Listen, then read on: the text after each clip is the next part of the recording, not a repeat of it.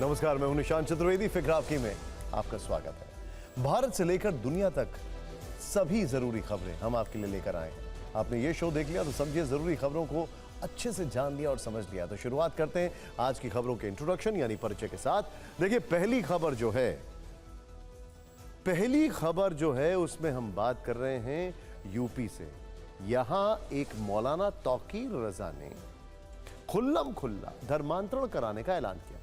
23 हिंदुओं के सामूहिक और सार्वजनिक धर्मांतरण के लिए प्रशासन से कार्यक्रम की इजाजत मांगी है। मौलाना की इस घोषणा से यूपी की सियासत में उबाल आ गया। आपको बताएंगे कि सावन के महीने में धर्मांतरण वाली इस मांग के पीछे मकसद और नैरेटिव क्या है। Excuse me. दूसरी खबर भी यूपी से है। लखनऊ का पंतनगर कई दिनों से चर्चा में। कुकरेल रिवर फ्रंट बनाने के नाम पर 1000 घरों पर लाल निशान लगाया गया था। विकास के नाम पर बुलडोजर से 1000 घर गिराए जाने थे, लेकिन आज फैसला वापस लिया गया। तो सवाल उठे हैं कि क्या यूपी में बुलडोजर का सियासी डीजल खत्म हो चुका है? Exclusive report. तीसरी खबर, अतिक्रमण वाला वायरस उत्तराखंड के ग्लेशियर तक फैल चुका है। यहां एक बाबा ने ग्लेशियर पर ही अवैध मंदिर बना लिया है और दलील यह दी है कि देवी मां उनके सपनों में आएंगी। क्या भगवा चोला पहनकर मंदिर के नाम पर अद्भुत अतिक्रमण करने वाले ऐसे ढोंगी बाबाओं पर शिकंजा नहीं कसना चाहिए? चौथी खबर जम्मू से। डोडा में 5 जवान आतंकियों से मुठभेड़ में शहीद हो गए, जबकि बीते 30 दिनों में ही जम्मू में 7 बड़े हमले हो चुके हैं और ज्यादातर जगहों पर हथियारों का चाइनीज कनेक्शन सामने आया। हम थोड़ी देर में टेरर वाली चाइनीज जंगल बुक को ओपन करेंगे और 5 वीडियो सबूत दिखाएंगे। पांचवी खबर में ट्रंप पर अटैक से जुड़ी साजिशें हैं। शूटर से जुड़ी 26 मिनट वाली नई थ्योरी सामने आई है। आप देखिएगा वो 6 नए खुलासे जो बताएंगे कि ट्रंप पर अटैक की जानकारी पहले से किस किस को थी। फिक्र आपकी में शुरुआत धर्मांतरण वाली उस आग से करते हैं जिसकी लपटों को बयानों वाले घी से और तेज किया जा रहा है। अब तक धर्मांतरण का जो खेल खामोशी से होता था, उत्तर प्रदेश के एक मौलाना ने इसे खुलेआम मंच सजाकर और पुलिस प्रशासन के सामने करने की इच्छा जताई है। इसके लिए उन्होंने प्रशासन की अनुमति और सुरक्षा भी मांगी है। दरअसल धर्मांतरण के मुद्दे को हेडलाइन बनाने वाली यह खबर उत्तर प्रदेश के बरेली की है, जहां इत्तेहाद-ए-मिल्लत काउंसिल के प्रमुख मौलाना तौकीर रजा ने 23 हिंदुओं के सामूहिक और सार्वजनिक धर्मांतरण का ऐलान किया है। वो इसकी शुरुआत 21 जुलाई से करना चाहते हैं, जिसमें 5 लड़के और लड़कियों का धर्म परिवर्तन करवाकर वहीं पर सामूहिक निकाह कराया जाए। मौलाना तौकीर रजा ने इसके लिए एक पत्र लिखकर प्रशासन सामूहिक धर्मांतरण कार्यक्रम की इजाजत मांगी। मौलाना का कहना है कि अलग अलग जिलों और धर्मों की 15 लड़कियां और 8 लड़के हैं जो इस्लाम अपनाना चाहते हैं और निकाह करना चाहते हैं। 21 जुलाई के दिन 5 जोड़ों का धर्म परिवर्तन करवाकर निकाह करवाया जाएगा। तौकीर रजा ने यह भी दावा किया है कि कई मुस्लिम युवतियां भी हिंदू धर्म अपना चुकी हैं और शादी कर चुकी हैं। तब किसी हिंदू संगठन ने इसका विरोध नहीं किया, इसीलिए अब भी विरोध नहीं होना चाहिए। मौलाना तौकीर रजा के इस ऐलान के बाद हिंदू संगठनों में गुस्सा है। वो धर्मांतरण का विरोध कर रहे हैं। हिंदू संगठनों का कहना है कि सावन के पवित्र महीने में इस तरह धर्मांतरण कराकर मौलाना तौकीर रजा माहौल खराब कराना चाहते हैं। बरेली प्रशासन मौलाना तौकीर रजा के धर्मांतरण वाले ऐलान के बाद अलर्ट है और आश्वासन दे रहा है कि ऐसा कुछ भी नहीं होने दिया जाएगा जिससे लोगों को परेशानी हो। कुल मिलाकर धर्मांतरण के सार्वजनिक खेल के कारण बरेली में तनाव खतरे के लाल निशान तक पहुंच चुका है और हिंदू संगठन मौलाना तौकीर रजा पर एक्शन की मांग कर रहे हैं। अगर मेरी बात पर तवज्जो नहीं दी गई तो इंशाअल्लाह जब तक हमें इंसाफ नहीं मिलेगा हम बात नहीं करेंगे। मेरे पास इस वक्त 23 एप्लीकेशंस हैं,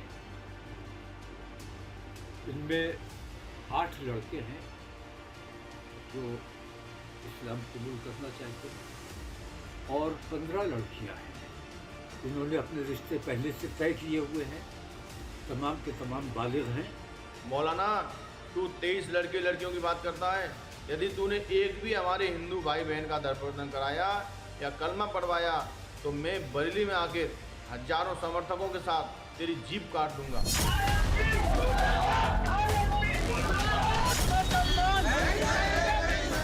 हमने जिला प्रशासन से परमिशन मांगी है। आने वाली 21 तारीख को पहले चरण में हम 5 जोड़े हमने मुंतखब किए हैं। उन लोगों का धर्म परिवर्तन तो तकरीबन उनका पहले से है, आपस में वो कर चुके हैं। तो धर्म परिवर्तन की जो प्रक्रिया है वो पूरी की जाएगी और उनका बाकायदा निकाह होगा। इस तरह के जो षड्यंत्र हैं, ये ऐसा कोई पहली बार तो नहीं हो रहा है, ये तो बार बार हो रहा है। और इसमें बहुत सारे जो लोग षड्यंत्रकारी जो लोग हैं, वो तौकीर रजा जैसे लोग जो है लगे हुए हैं। मैं और मेरे साथ में सब हिंदुओं को मैं जगाना चाहता हूँ, कहना चाहता हूँ कि ऐसी चीज़ों को नहीं रोकेंगे तो हम लोग जो सोच रहे हैं कि 20-30 साल के बाद हमारा ऐसा होगा, हिंदुओं का नुकसान होगा, मुझे नहीं लगता ऐसा होता रहा और हम नहीं जागे तो ये तो 20 साल भी नहीं लगेगा, ये तो बहुत जल्दी नुकसान हो जाएगा, सब खत्म हो जाएगा। अल्लाह सुब्हानहू तआला हमें और आपको अपनी हिफ्ज़ अमान में रखे। लेकिन हमने तो आज तक कोई विरोध किया नहीं है। कितनी लड़कियों के ऐसे मामले आए, लड़कों के मामले आए जिन्होंने अपना मजहब बदल लिया, हमने कोई एतराज़ नहीं किया, क्योंकि ये उनका ज़ाती मामला है। और कोई अगर इस्लाम कबूल कर रहा है बिला किसी दबाव के, बिला किसी लालच के, तो उसका वो इख्तियार है। मैं मांग करूंगा, मोदी जी से आग्रह करूंगा, योगी जी से आग्रह करूंगा कि इनके फन को कुचला जाए। ये तौकीर रजा ने जो कुछ भी बोला है ये खुली चुनौती है, इनके फनों को कुचला जाए और इनके प्रति जितनी भी कठोर से कठोर कार्रवाई वो हो। बरेली पुलिस समस्त जनपद वासियों को आश्वस्त करती है कि किसी को भी शहर या जनपद की शांति व्यवस्था के साथ शरारत करने की किसी प्रकार की अनुमति नहीं दी जाएगी। अगर कोई व्यक्ति ऐसा प्रयास भी करेगा तो पुलिस उसे कानून की पूरी सख्ती और ताकत के साथ हैंडल करेगी। मौलाना तौकीर रजा के बयान पर बरेली में माहौल गर्म है, लेकिन वो अपने बयान से पीछे हटने के लिए तैयार नहीं है। हमने उनसे बात की तो भी उनका साफ कहना था कि जब दूसरे धर्म के लोग धर्म परिवर्तन करा सकते हैं तो हम क्यों नहीं। एक बार सुनिए वो क्या कह रहे हैं। अभी तक जितने धर्म परिवर्तन होते रहे हैं और बिना परमिशन होते रहे हैं मंदिरों में, मठों में, और पुजारी अपनी मोहर लगाकर सर्टिफिकेट जारी करते रहे हैं, उससे अगर कहीं माहौल खराब नहीं हुआ है तो मैं किसी का धर्म परिवर्तन कराने नहीं जा रहा हूं।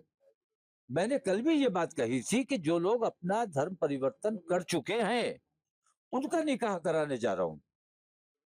वो जो हिंदुस्तानी कानून के मुताबिक रह रहे हैं, लिव इन में रह रहे हैं और आपस में उनके ताल्लुकात बने हुए हैं, रिलेशन बने हुए हैं, उनको लीगलाइज कराने के लिए मैं ये सामूहिक निकाह करा रहा हूँ। तो मैं धर्म परिवर्तन नहीं करा रहा हूँ, लेकिन जिला प्रशासन इसके बावजूद कि मैं कोई ऐसा काम नहीं कर रहा हूँ, इसके बावजूद मैंने परमिशन मांगी है। लेकिन जिला प्रशासन से मेरा सवाल ये है कि मंदिरों में और मठों में मुस्लिम लड़कियों का धर्म परिवर्तन किया जाता रहा, उन्होंने आज तक कोई संज्ञान क्यों नहीं लिया? क्या हिंदुस्तान में 2 कानून चल रहे हैं? मुसलमानों के लिए अलग कानून है, मुसलमान कोई काम करता है तो उसके ऊपर सारी पाबंदियां और सारे एक्ट लगाए जाएंगे, और हिंदुओं के लिए अलग कानून है कि मंदिर में बैठ के वो किसी को भी सर्टिफिकेट जारी कर सकता है, किसी का भी धर्म परिवर्तन कर सकता है। वो अगर बिला इजाजत कर सकता है तो हमें भी वो इख्तियार होना चाहिए, और अगर हमें वो इख्तियार नहीं है तो उनका वो इख्तियार खत्म होना चाहिए, उन पर पाबंदी लगाई जानी चाहिए। और अब तक जो हुआ है उसके खिलाफ कम से कम उन्हें ये ऐलान करना चाहिए जिला प्रशासन को कि आज तक जो किया है इन्होंने गलत किया है। वैसे तो तौकीर रजा मौलाना है, धर्मांतरण और मजहब से जुड़े कार्य करना ही उनका मुख्य काम है, लेकिन इसके अलावा उनका राजनीतिक इतिहास भी रहा है। वो अलग अलग वक्त पर अलग अलग राजनीतिक दलों के साथ जुड़ते रहे, जिसके कारण सामूहिक धर्मांतरण के उनके ऐलान ने राजनीतिक दलों को भी एक्शन में ला दिया है। बीजेपी तौकीर रजा के ऐलान पर काफी गुस्से में, वो कह रही है कि मामला लोगों को भड़काने का है।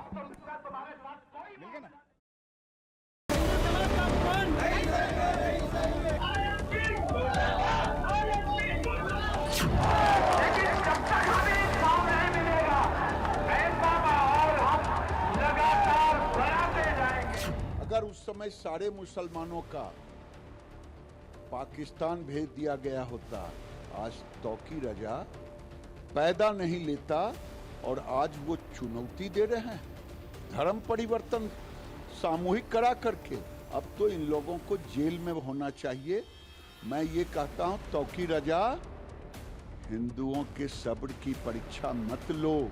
तुम्हारे पूर्वज भी वही हैं जो मेरे पूर्वज हैं।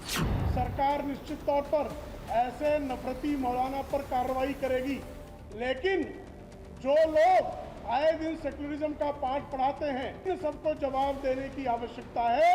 इस नफरती मौलाना पर उनकी चुप्पी ये बता रही है कि वो लव जिहाद को जो है खुले तौर पर समर्थन देने पर आमादा है। अगर कोई कह करके भय से, लोभ से, लालच से या किसी अन्य दबाव से किसी का धर्मांतरण कराता है तो वो एक संज्ञेय अपराध है। राज्य सरकार को और केंद्र सरकार को चाहिए कि वैधानिक कार्रवाई कठोरता से।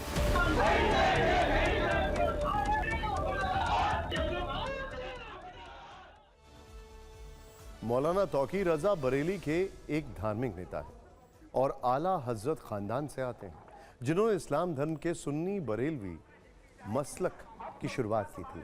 2001 में तौकीर रजा ने नेतागिरी की तरफ कदम बढ़ाया और इत्तेहाद ए मिल्लत काउंसिल नाम से अपनी राजनीतिक पार्टी बनाई थी।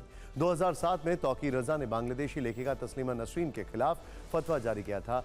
उनका सिर काट कर लाने वाले को 5 लाख के इनाम की घोषणा की थी। वर्ष 2009 में मौलाना तौकीर रजा कांग्रेस के करीब आए और लोकसभा चुनाव में कांग्रेस उम्मीदवार प्रवीण सिंह आरन को समर्थन देकर सांसद बनवाया। 2010 में बरेली में सांप्रदायिक हिंसा हुई तो आरोप तौकीर रजा पर लगे। पुलिस ने उन्हें गिरफ्तार भी किया था। 2012 के यूपी विधानसभा चुनाव में तौकीर रजा ने समाजवादी पार्टी का समर्थन किया। अखिलेश यादव सीएम बने तो तौकीर रजा को 2013 में हथकरघा निगम का उपाध्यक्ष बनाया गया। वर्ष 2014 में तौकीर रजा ने मायावती की बीएसपी को समर्थन दिया। वर्ष 2022 में बरेली में एक धार्मिक आयोजन में मौलाना तौकीर रजा ने हिंदुओं को धमकाते हुए कहा था कि हिंदू भाइयों को चेतावनी देना चाहता हूं कि जिस दिन मुस्लिम युवाओं को कानून हाथ में लेने के लिए मजबूर किया जाएगा, आपको भारत में कहीं छिपने की जगह नहीं मिलेगी। कुल मिलाकर मौलाना तौकीर रजा का पुराना रिकॉर्ड लोगों को भड़काकर माहौल खराब करने के लिए कुख्यात रहा है।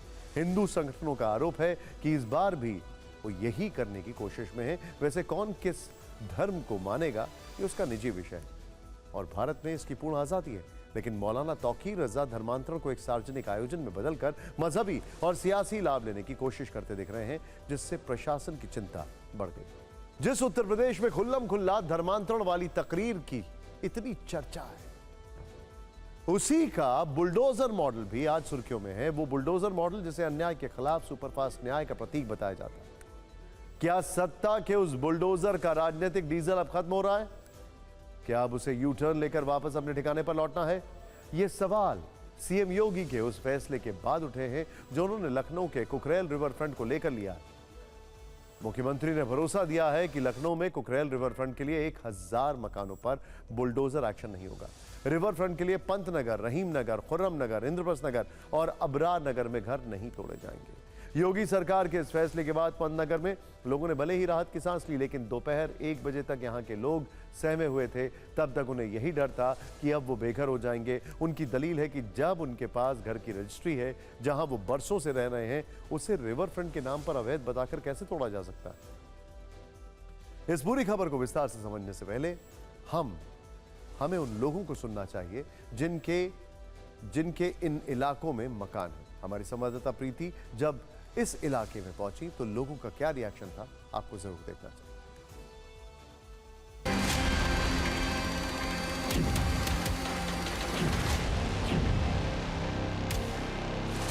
सवाल ये उठता है कि ये जो लोग हैं, ये लगभग हर लोग जो हैं वो 50 सालों से इन घरों में रह रहे हैं।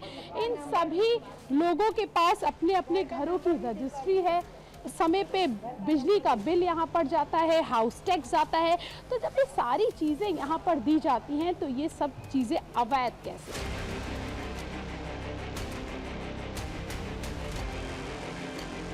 नहीं चलेगा बुलडोजर, क्यों चलेगा भाई? कह रहे हैं कि अवैध है। नहीं, अवैध कैसे हो सकता है? अवैध था तो इस पर क्यों रजिस्ट्री हुई, क्यों हम लोगों से होम लोन लिया गया, क्यों होम टैक्स दिए? नदी का पुनर्जीवित करेंगे, यहाँ ग्रीन बेल्ट बनाएंगे। ये बताइए किसी का घर तोड़ करके ग्रीन बेल्ट बनाना कितना उचित है? अभी हमारा घर बना है, लोन में पैसे भी देने हैं। अब आप कह रहे हो कि अवैध है, तो फिर बैंक ने भी अवैध लोन दे रखा है।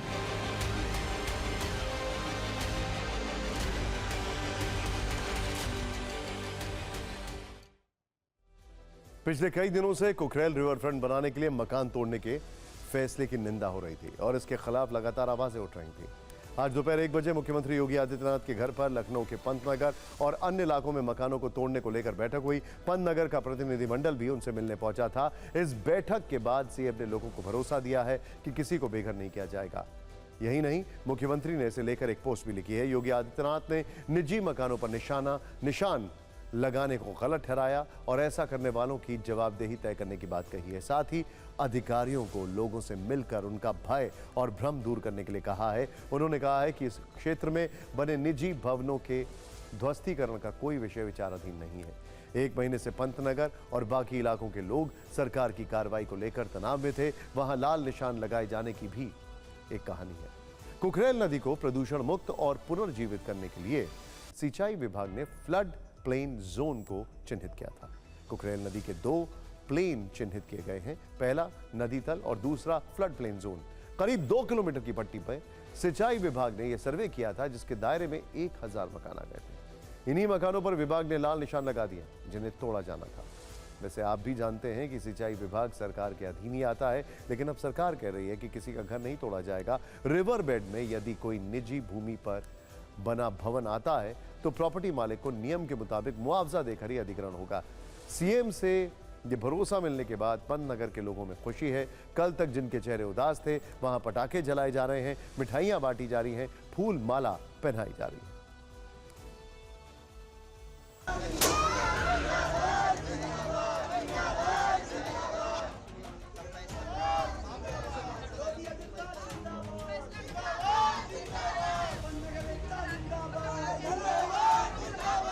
और उम्मीद से कहीं अधिक हम लोगों को मुख्यमंत्री जी ने दिया है। सबसे बड़ी बात यह है, उन्होंने कठिन रूप से ये आश्वस्त किया है कि किसी का 1 भी इंच मकान तोड़ा नहीं जाएगा।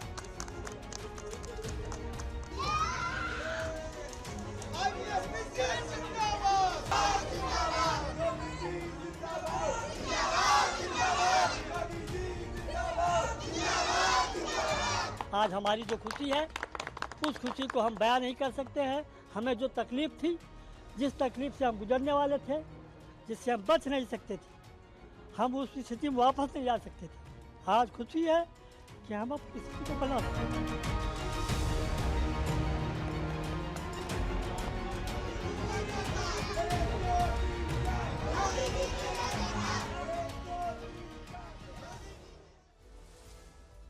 उत्तर प्रदेश में बुलडोजर मॉडल का खौफ पिछले काफी समय से रहा है।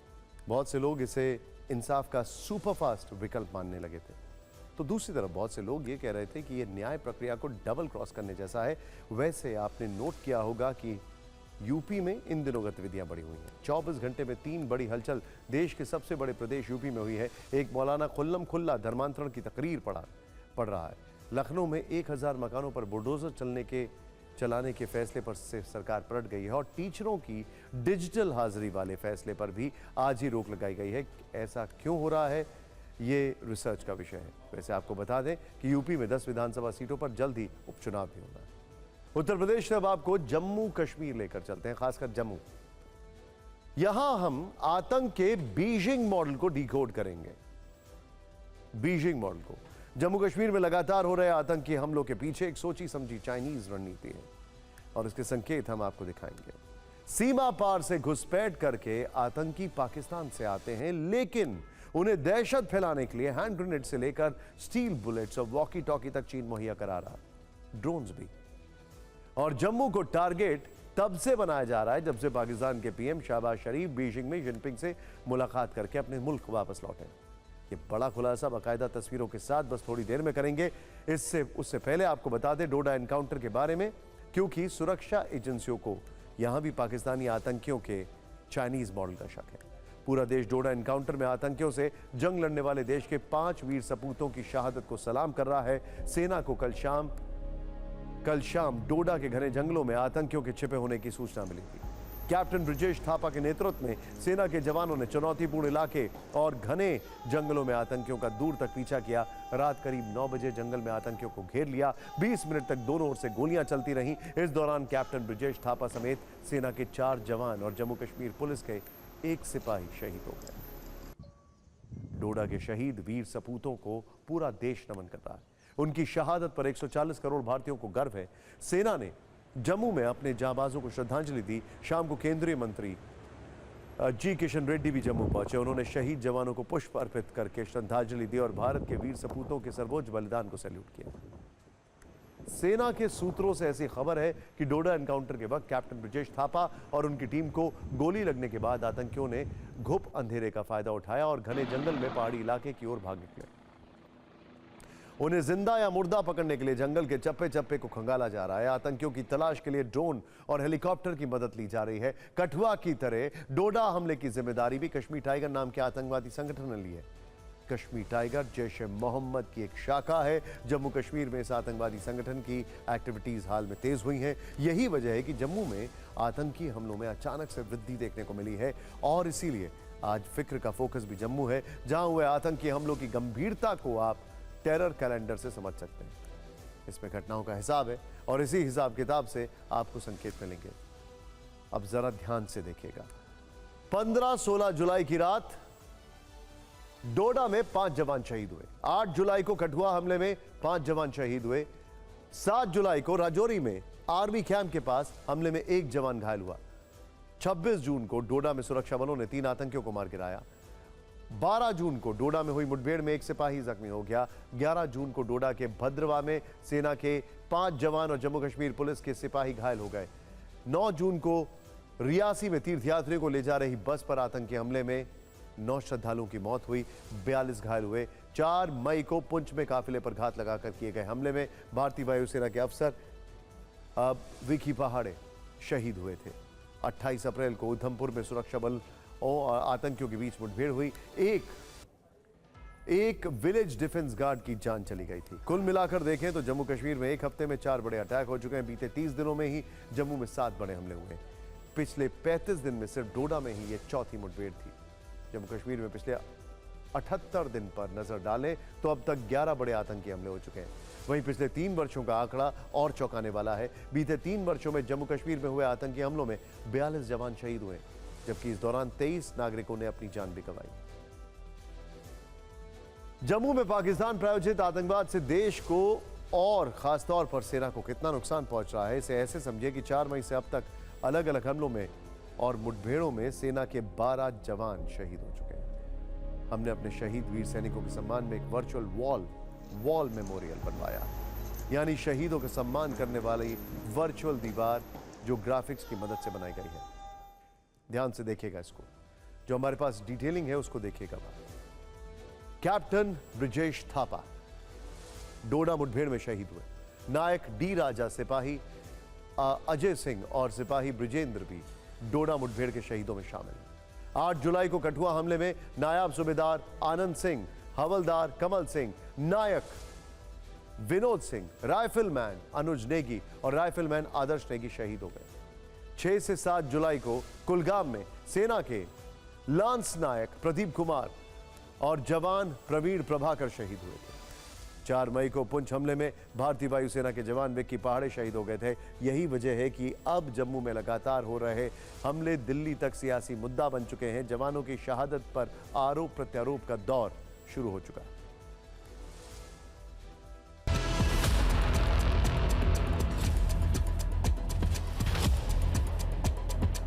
The full truth is, Pakistan successfully came to infiltrate all important aspects of our civil society. Thanks to the regional so-called mainstream politics in the valley, there is overwhelming evidence to show that many had honed the art of running with the hare and hunting with the hound to a near science that left both the common men and the security men bewildered, frightened and confused. उनका job है PDP के लोग कैसे तोड़े जाए, लोगों को कैसे हरास किया जाए, उनको कैसे धमकाया जाए। We don't need a fixer here. We need a DG. हमारे पास यहाँ पहले भी बाहर से बहुत DG आए हैं, बहुत अच्छा काम किया उन्होंने।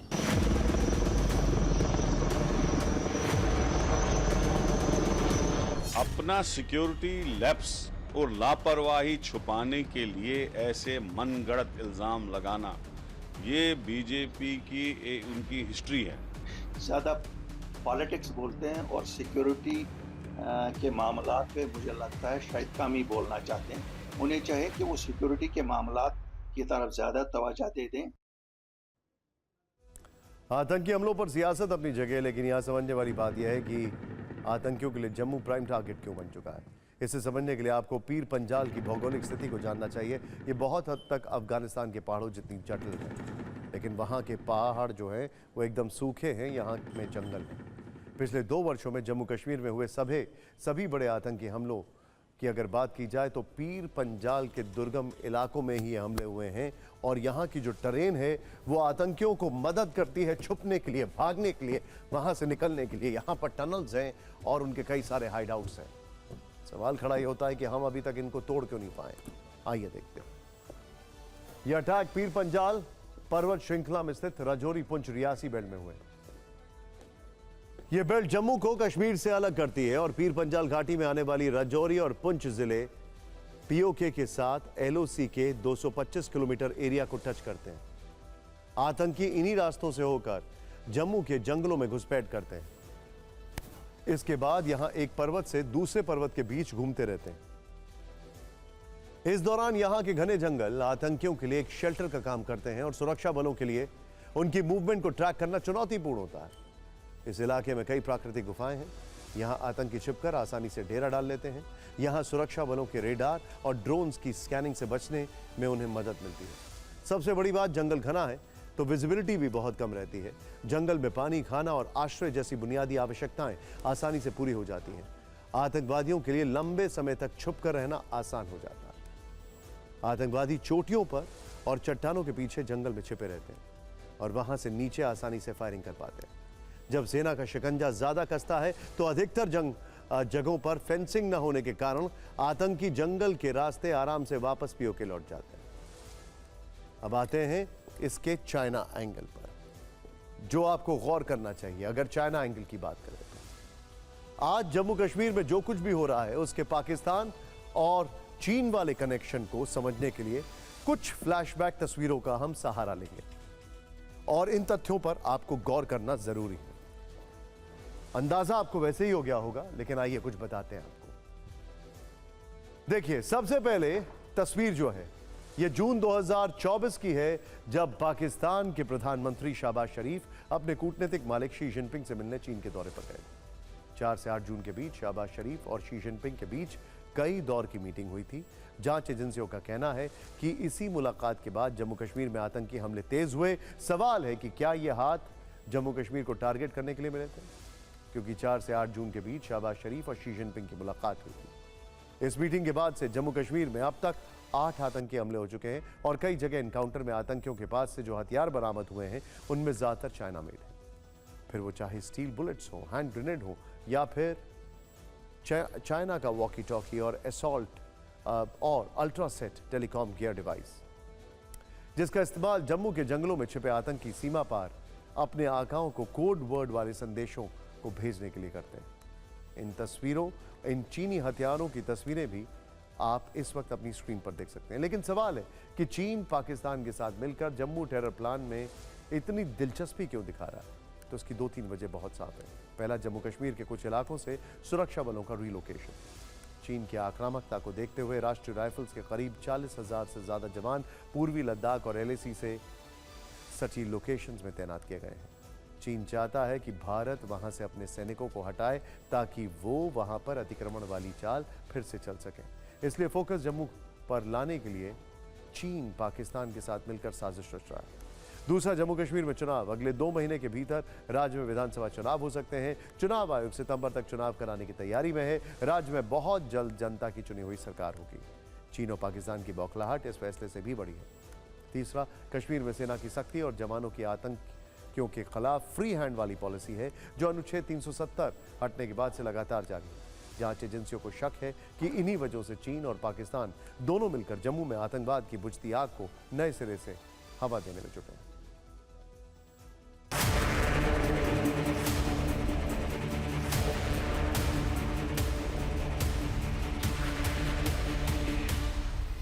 सर्च में हमें 4 AK राइफल मिले, 2 पिस्टल मिली, राइफल्स के साथ में 8 AK की मैगजीन, 3 पिस्टल की मैगजीन, AK के 192 राउंड, पिस्टल के 26 राउंड मिले।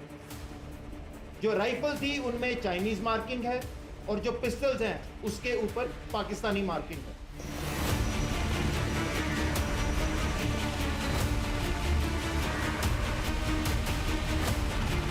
Well, usually we find the AK series and at times, right, like you said, M4 rifles being recovered. This M16 is a Chinese make 9mm caliber weapon. This is an unusual recovery.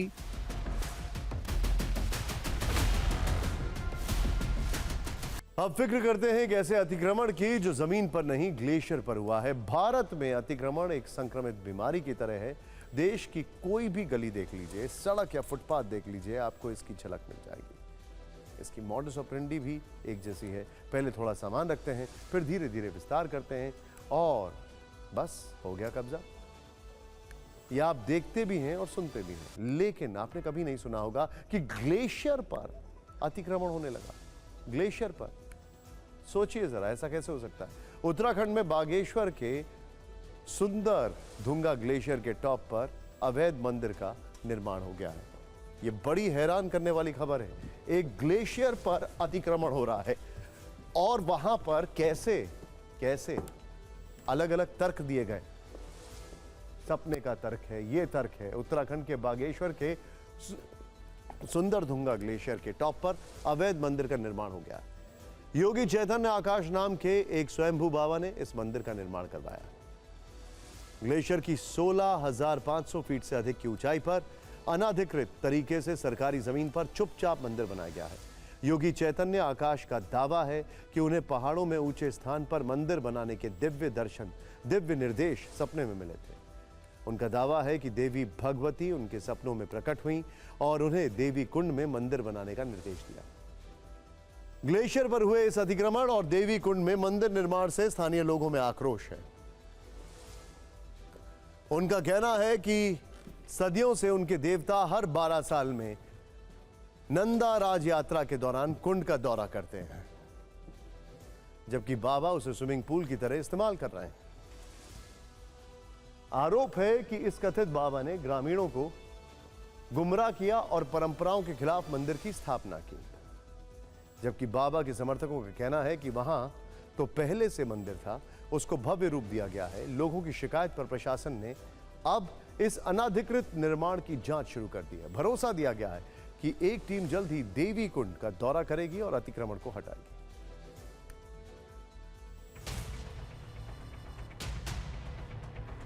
Bhagwati का कहीं ना कहीं मुझको वो जो शक्ति थी उसने कनेक्ट हुई और उसने मुझको स्वप्न दिया, आदेश किया इधर को आने को।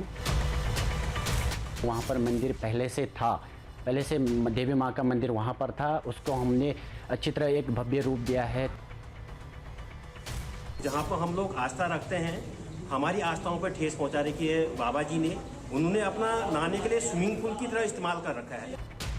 एक विषय ये उठा कि कुंड की अशुद्धि शुद्धि का, तो इतने वर्षों से जो पर्यटन जा रहा था वहाँ, और जो मदरा मास जहाँ हमारे यहाँ वहाँ देवभूमि स्थानों पर ऊपर नहीं जाता है, वो लेकर जा रहे थे वहाँ पर और वो उस प्रकार से कार्य चल रहे थे। क्या वो शुद्ध था? उस समय हमारी भगवती प्रसन्न थी। अब मंदिर तो हमारे बुजुर्ग भी बना सकते थे। देवी वो होने के कारण, देवी स्थान होने के कारण हमारे पितरों ने वहाँ पर मंदिर नहीं बनाया। आप वहाँ पाठ पूजा करिए, हमारा सहयोग पूरा रहेगा, लेकिन इस तरह से आप हमारी आस्था पे खिलवाड़ करोगे तो हम बिल्कुल बर्दाश्त नहीं करेंगे।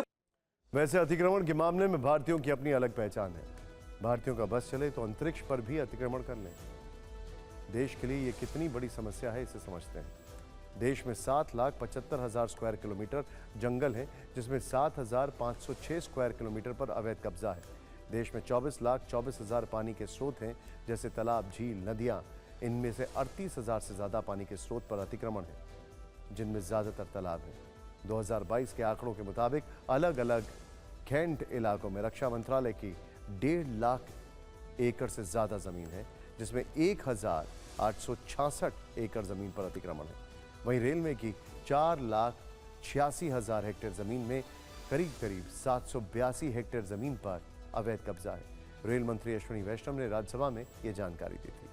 सोचिए अतिक्रमण भारत में कितनी बड़ी समस्या है और अवैध कब्जा करने वालों के हौसले इतने बुलंद हो गए हैं कि ग्लेशियर के टॉप तक ये बीमारी पहुंच गई है। ग्लेशियर पर अवैध निर्माण से यह सवाल भी उठता है कि संवेदनशील जगहों पर ऐसा निर्माण क्या एक तरह से खुफिया विफलता नहीं है, वो भी तब जब संवेदनशील क्षेत्रों में अतिक्रमण विरोधी अभियान चल रहा। और अब यूपी की सत्ता में चल रही उस जबरदस्त सियासी हलचल की बात करते हैं जिसके झटके अब दिल्ली तक महसूस किए जा रहे हैं। बीजेपी प्रदेश कार्य समिति में दिए गए बयान से उपजे विवाद के बाद यूपी के डिप्टी सीएम केशव प्रसाद मौर्य और प्रदेश अध्यक्ष भूपेंद्र चौधरी को दिल्ली तलब किया गया है। दिल्ली बीजेपी ऑफिस के बंद कमरे में केशव प्रसाद मौर्य और जेपी नड्डा के बीच करीब 1 घंटे तक बैठक हुई है। इसके बाद प्रदेश अध्यक्ष भूपेंद्र चौधरी के साथ भी जेपी नड्डा की मीटिंग चल रही है। लोकसभा चुनाव के नतीजों के बाद से ही यूपी बीजेपी में घमासान मचा है। प्रदेश सरकार और संगठन के बीच जबरदस्त तनातनी चल रही है। सूत्रों के मुताबिक इनसाइड स्टोरी यह है कि केशव मौर्य का योगी आदित्यनाथ के साथ कैबिनेट में रहना मुश्किल है और उन्हें अब संगठन में जिम्मेदारी दी जा सकती है। ऐसे में उन्हें यूपी बीजेपी का प्रदेश अध्यक्ष बनाए जाने की चर्चा है। वे पहले भी साल 2017 में यूपी बीजेपी के अध्यक्ष रह चुके हैं। यह पूरा विवाद रविवार को बीजेपी प्रदेश कार्य समिति की बैठक में केशव मौर्य के उस बयान से शुरू हुआ जिसमें उन्होंने कहा था कि संगठन सरकार से बड़ा है। सीधे चलते हैं, हमारे साथ इस वक्त हमारे 2 सहयोगी जुड़े हुए हैं। सबसे पहले अमोद जी मेरे साथ हैं। अमोद जी, क्या चल रहा है दिल्ली में? देखिए, 1 घंटे की बैठक हो चुकी है और दूसरे घंटे की बैठक प्रदेश अध्यक्ष के साथ जारी है और उससे पहले केशव मौर्य 1 घंटा बैठक करके गए हैं बीजेपी अध्यक्ष जेपी नड्डा के साथ। और माना जा रहा है कि जो प्रदेश कार्य समिति की बैठक में उन्होंने बात कही थी, अपनी दर्द बयां किया था और उसके बाद जिस तरह से करीब 2 से 3 दर्जन विधायक उनके घर बैठे थे, उनके कैंप कार्यालय में बैठे थे और जो अपना दुख दर्द सुनाने गए थे, उसके बाद पार्टी आलाकमान को उनसे जो एक नाराजगी का कारण है लोगों के बीच, जो नेताओं के बीच, जो कार्यकर्ताओं के बीच, जिस तरह से उन्होंने कहा कि आपका दर्द वही है, मेरा भी दर्द वही है, तो उन तमाम विषयों पे चर्चा किया गया। और उसके अलावा जो चुनाव में एक अपेक्षित रिजल्ट नहीं आया था, उसको लेकर एक दूसरे पर आरोप प्रत्यारोप लगाने की कोशिश की जा रही है। पर्दे के पीछे से उस पर भी एक सच्चाई जानने की कोशिश की गई होगी। इसमें बैठक में बताया जा रहा है कि आखिर जो जिम्मेवारी, जब जीत सम्मिलात होता है तो हार का निर्णय भी सम्मिलात होना चाहिए। तो इन तमाम विषयों पर आज इसमें चर्चा हुई है और अभी प्रदेश अध्यक्ष के साथ बैठक हो रही है। माना जा रहा है कि लखनऊ में जो आने वाले दिनों में